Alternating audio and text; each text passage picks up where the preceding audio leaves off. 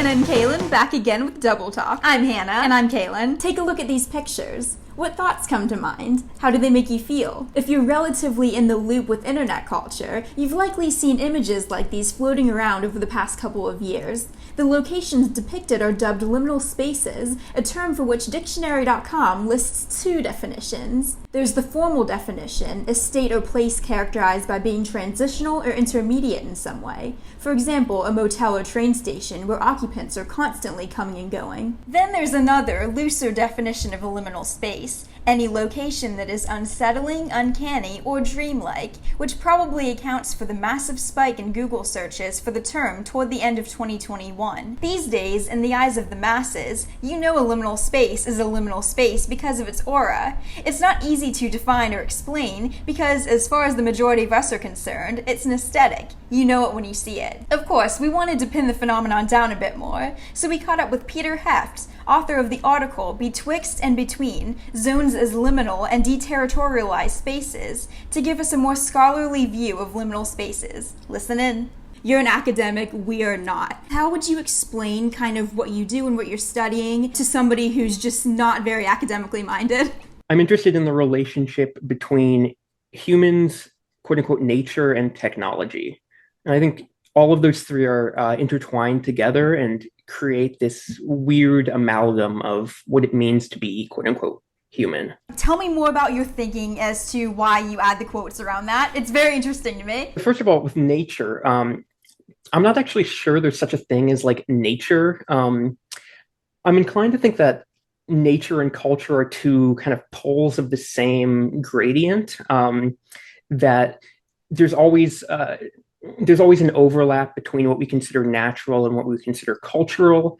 And especially as like technology advances, materialist science advances, what we can call nature becomes increasingly ambiguous. A garden is a really good example, right? Is a garden a natural environment? Well, kinda. I mean, it has like green stuff, but it's also walled off and it's also carefully curated. But then again, are humans part of nature who tend to the garden? I'm already thinking in ways that I never have before. Yeah, I mean, these are really interesting questions, right? Human in quotation marks is really, because I don't like the concept of the human. I don't think that there is a static human subject. A lot of my work tries to critique the concept of a static human subject. I want us to be liberated from the shackles of Enlightenment humanism that imposes certain strictures on entities. By definition, a liminal space is like a place of transition, right? Like a train station. People are here for a short period of time to get from one place to another. But now, people in kind of like the new, like viral, I guess, like internet phenomenon definition of a liminal space is kind of really just like a place that's uncanny. Another way people describe it is a place, like you look at a photo and it just looks like you're looking at an altered reality, or you enter a room or a park at night, and it just feels like, the way people put it, an altered state of reality. Is an altered reality something that actually has an academic basis, or is it just sort of something that somebody says? So the word liminal space, it comes from the word limen, which is Latin for threshold. Indeed, its traditional usage is in an anthropological context in the early 1920s. Discussing rites of passage for various indigenous groups around the world, where one would kind of be expelled from the group and forced to like do a ritual and come back in completely changed. It was a threshold for change. It's been then taken up in the context of architecture as this place that's kind of between one thing and another. So the classical definition that you're giving of a transitional space, I think is an interesting one to go off of, because like an airport, for example, it's not really a destination. You never really go to an airport to go to an airport. You go to an airport to go somewhere else. So these are like liminal in the sense of like literally threshold spaces or places that we pass through. But I'm more interested also in like what liminality can mean in the context of philosophy and consciousness, and to get at then what I think a liminal space can actually perhaps is I think the concept of a transitional space, yes, I think that's within it, but I think a liminal space is also a place that is uncanny in some senses, but more specifically, it's weird and eerie, to draw upon the work of Mark Fisher. I think it's weird in the sense that like there's something that doesn't belong there, or it's eerie more specifically in the context that there's an absence of something that does. It's a place that is stripped from context. So I mean, there's a bunch of research going on into the question of like, what does an altered mental state look like? Can we have these like near-death experiences? And I'm not personally familiar with the literature, but as these like quote unquote like paranormal studies have become folded into mainstream science, there is in fact like it's not just something people throw around. There is in fact like a scientific basis behind this. Now, when you go on Reddit r/liminal spaces, which is kind of my level of familiarity and how I became interested in this as a concept, you see a lot of spooky pictures, like you said, of like, you're right, it is more the absence of something that feels like it should be there, like an empty airport or something like that. Why do you, and that community on Reddit has like 600,000 and counting members. What do you think it is about that kind of vibe and feeling that people get from looking at these pictures that leaves people wanting more and leaves people so interested? I think that's an interesting question to bring up, because that ultimately connects to the question of like, well, why does one desire a certain aesthetic, or like why does one seek out a certain like what's the appeal of like cottagecore, for example, or what's the appeal of like cyberpunk? And this is just completely firing from the hip here, but I think that we can kind of make sense of perhaps like this interest in rundown spaces, this interest in spaces that are devoid of their usual context, perhaps in the context of like the hollowing out of public space in late capitalism.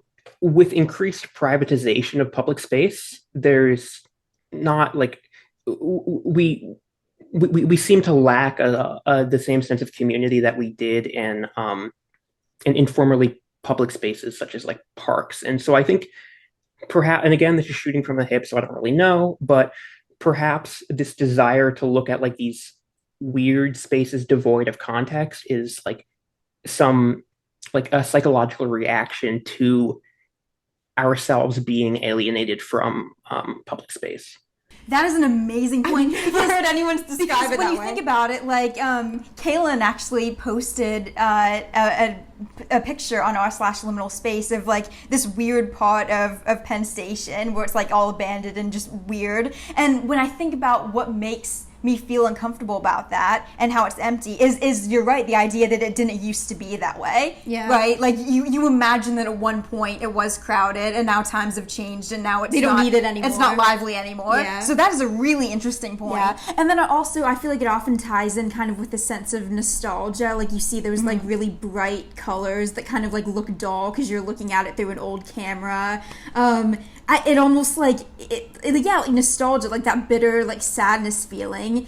Do you feel like that's like if you had to put a common thread in all these photos, like you see like a picture of a park at night, you see a picture of a classroom, you see a picture of this weird room in Penn Station that's got a bench and that's it, like facing nothing, like is that the common thread, like a longing for what was? I'm not quite sure whether like I'd run to the gate saying like, well, it's nostalgia that is the common thread. I think that there's certainly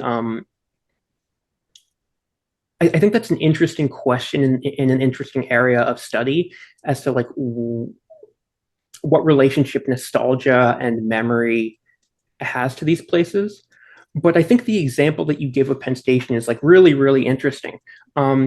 Insofar as like, and I think I'll shift registers just a little bit, but like when one sees kind of like fields of like old Greyhound buses or like or dilapidated public transit, like it's weird because it's not how it should be. you should see people all over that terminal in Penn Station. You should see people getting on and off the bus, et cetera, et cetera. But with this increasing like privatization of public infrastructure, I think then all of those things become antiquated, and so then there is perhaps a longing to return, maybe a sense of nostalgia, but I would be hesitant to attribute it solely to nostalgia. I think that there's probably something more going on, and that might be like a desire to experience the unknown, try to experience the unknown. There's this whole like lineage of urban explorers, right? People who like explore defunct buildings or old Soviet military bases, and that's not really out of like a nostalgia. Like the like 20-year-old urban explorer in Russia who's exploring the Soviet military base isn't like thinking, oh, I am like longing for my time as a soldier in the Red Army.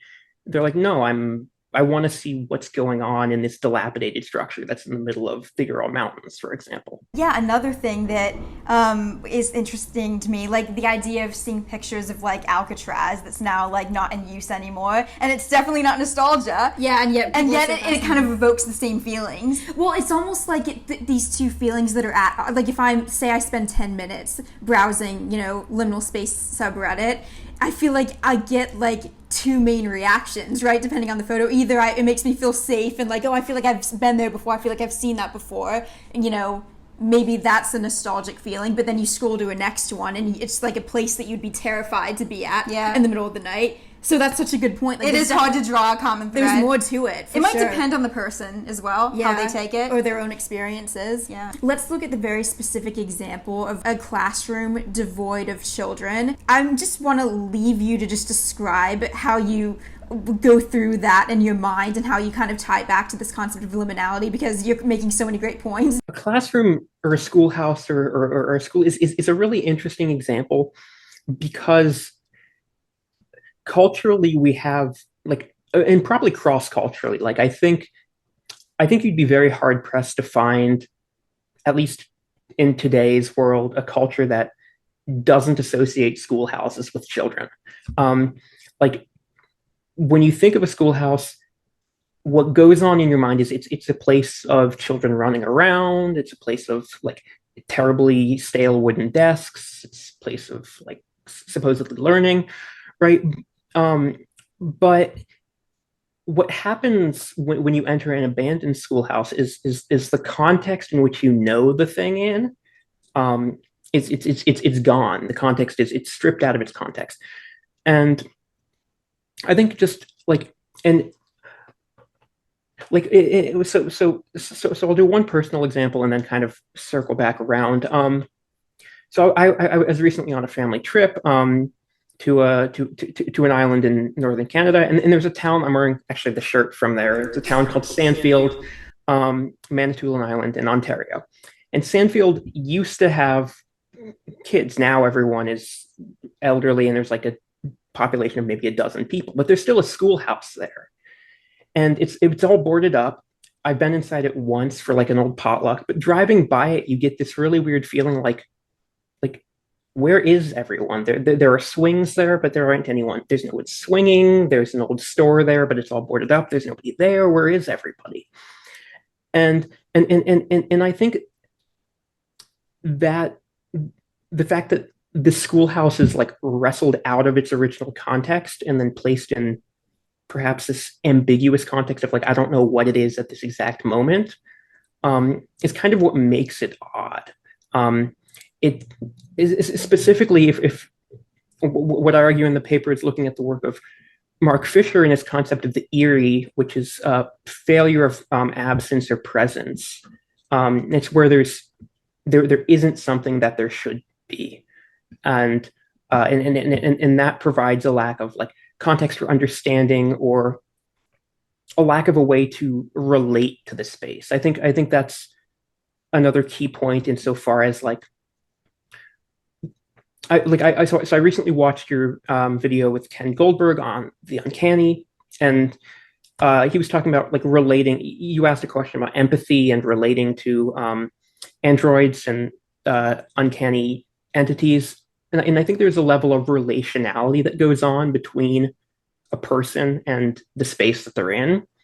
And so I enter a school, and if I see children and I see clocks running and teachers yelling at the children and all that good stuff, like I'm already in like a familiar relationship with the environment. I don't. It's homely.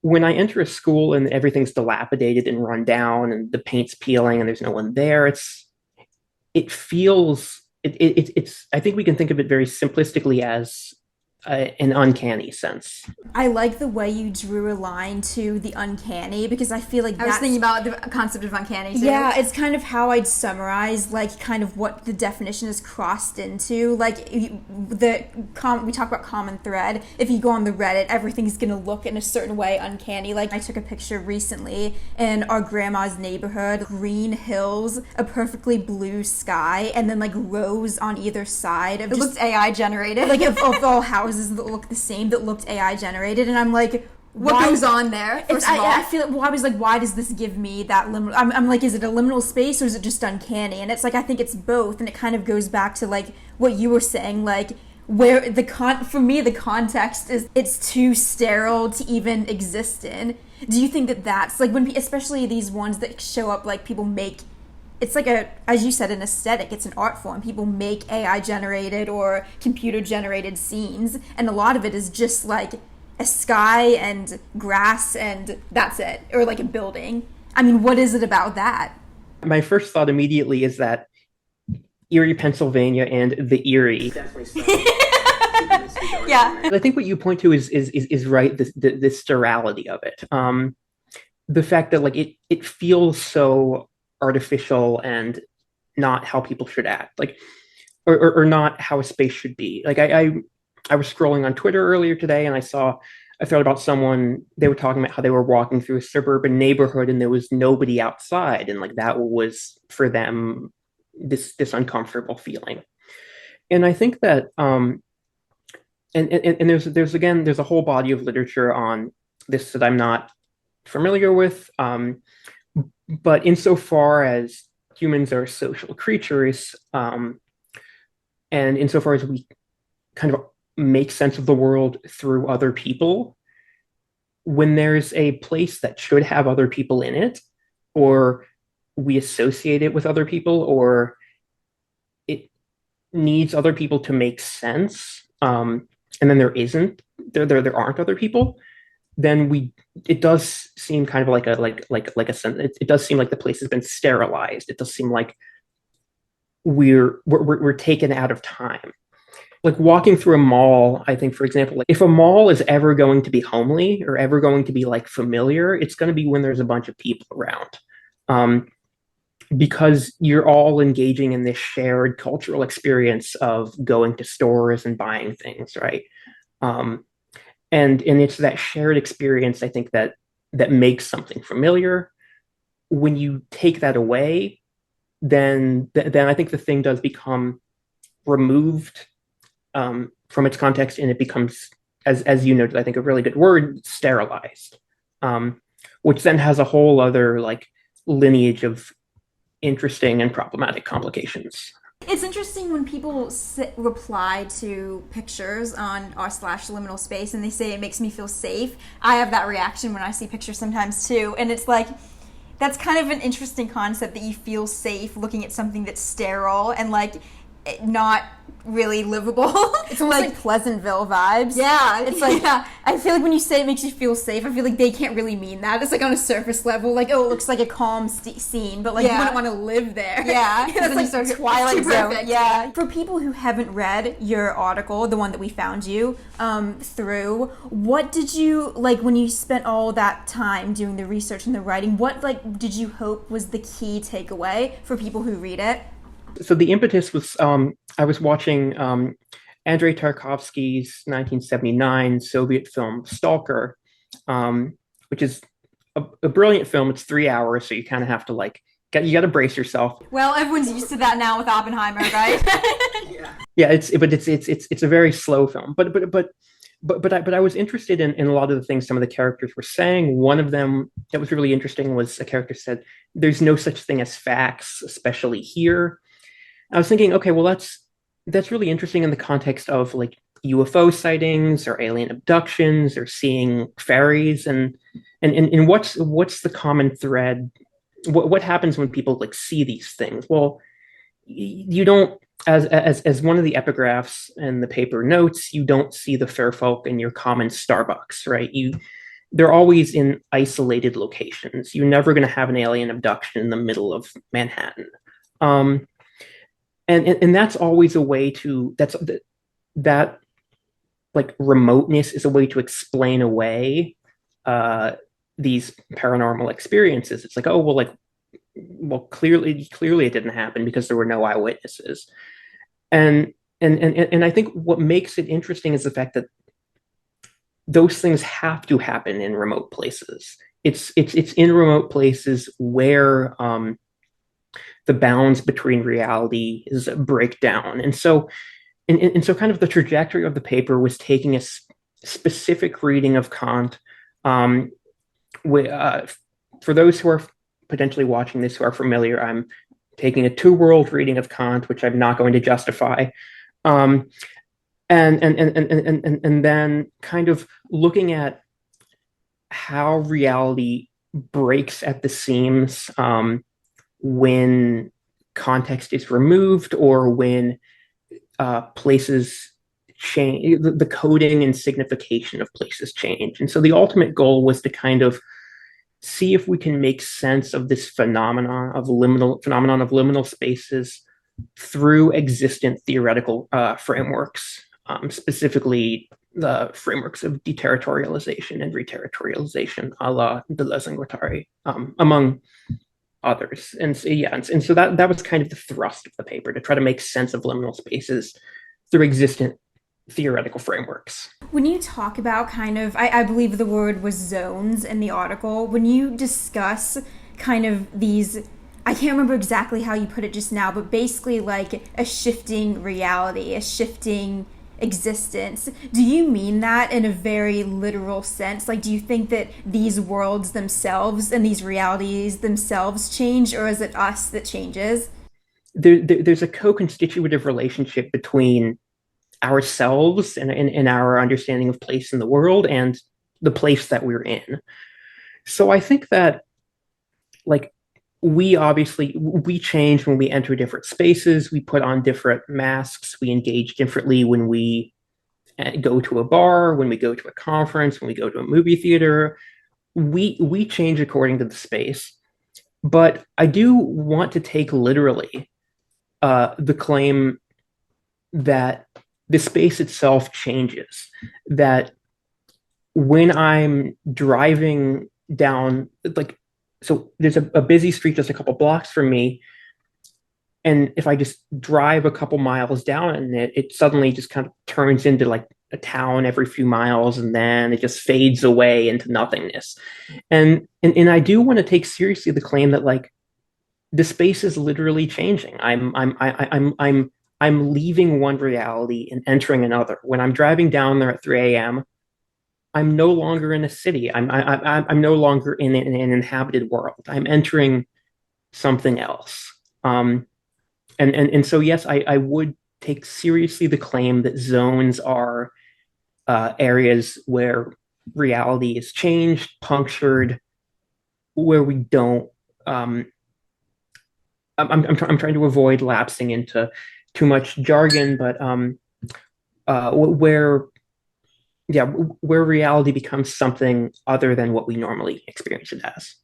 And that visual kind of reminds me of, did you ever explore on Google Street View? Like, sometimes Kaylin and I put in like a location on Google Street View just to like check it out and see what We've it looks also like. lived in like a million different places, So we're like, we go check up on what them. does their old neighborhood look like these days? And when you're going down Google Street View, like clicking the arrows to go, sometimes you'll see where like the streetcar took pictures of the town in the middle of winter, and then you'll click a couple more and it's like the middle of summer. Or like years earlier. Even that gives me a weird feeling. So you're certainly right that that the environment itself really is changing. Well, because the neighborhood that we lived in when we were 7 is very literally not the same physically at all now as it was then. And that's through time. It's the same as if you're driving on a half-hour drive, It's so interesting. Yeah. I want to leave you with one more question. You mentioned a couple of times that there's a couple of different things that have come up that you said that you wanted to conduct more research on. Obviously, the research on and kind of learning about topics like this never really ends. What do you think are the main things that you'd still like to learn about the concept of liminal spaces?